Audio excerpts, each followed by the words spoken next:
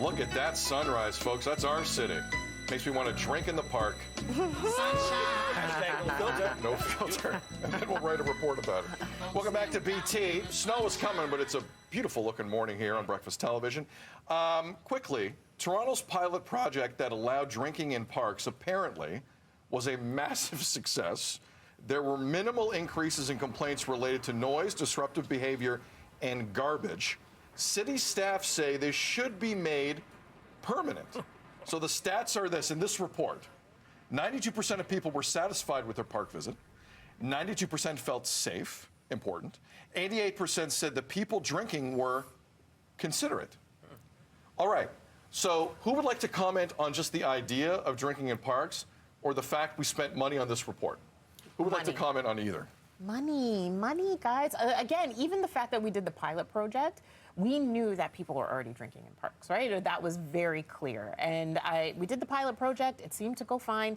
Great. And we make it permanent. Wonderful. But the study, going like that extra step to get those numbers, and I don't know how much it cost. That's the only thing. Like, if it was a minimal amount, maybe it's okay. But if it's a lot at all, anything considerable, should not do it.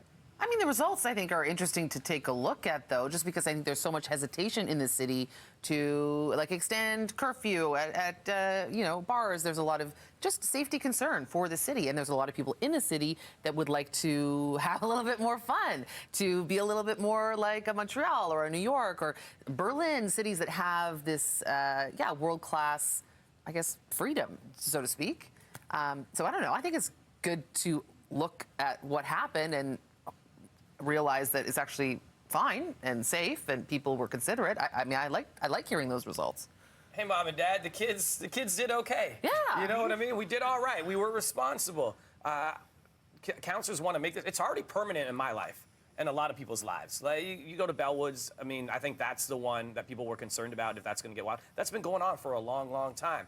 I think the biggest concern was where there's kids playing. Yeah, 100%. And things like that, right? And I know every experience I've had and I've seen, there's a playground with people, and don't get me wrong, parents are bringing drinks as well. They want to have a drink or two while they take their kid out and whatever it is at the playground, the park. So, again, this doesn't shock me. I think it's a lot of money, or maybe, I hope it was an Instagram or Twitter poll that they did to get these results. Yeah. Because that would have been, that's the only way I'm okay with that. Because you spending money on that, it was an obvious, I think, obvious answer if you just go out and see it and experience it. I don't know. There was a lot of fear, though. There was a lot of resistance to it. There was a lot of like, oh no, this is going to up crime. This is going to be dangerous for children. There was a lot of that push. And I don't know. It's good to have these results to say, no, actually people can behave when they're given a little bit more freedom. And I know in some of the neighborhoods, there's some of the concerns of people like going and using the bathroom in people's yards and things like that, because the facilities might not be there for all the parks. And hopefully that wasn't happening. I know that's not part of the study, but maybe you spend a few more dollars and ask that question too if you're doing the study and see what the neighbors felt in the area. It's just the reports that don't make, like I just read, the feds are going to commission a report trying to figure out the connection between climate change and the death of democracy. Why? Like, what is that, in our situation right now, what does that have to do with all of us necessarily? Like, you want to deal with one, that's fine. You want to protect democracy, run a better campaign. But like, why are we commissioning things that aren't relevant? Like, when's the last conversation you had with anyone about that necessarily? It's either one or the other. Why? There is a lot of these reports that are commissioned that are just complete wastes of money and time and money.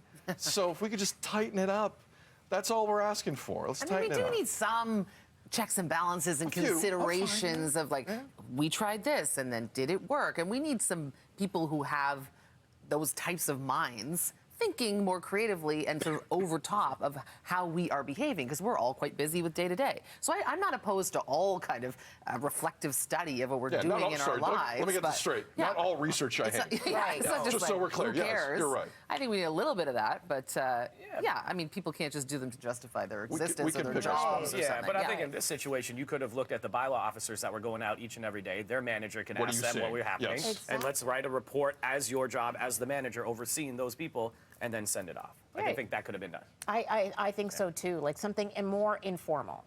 in order to get those numbers and justify whether or not this is something that can be permanent. As long as not a lot of money was spent on it, I'm cool with it. Yeah, I'm with you too. I'm with you too. All right, here's what's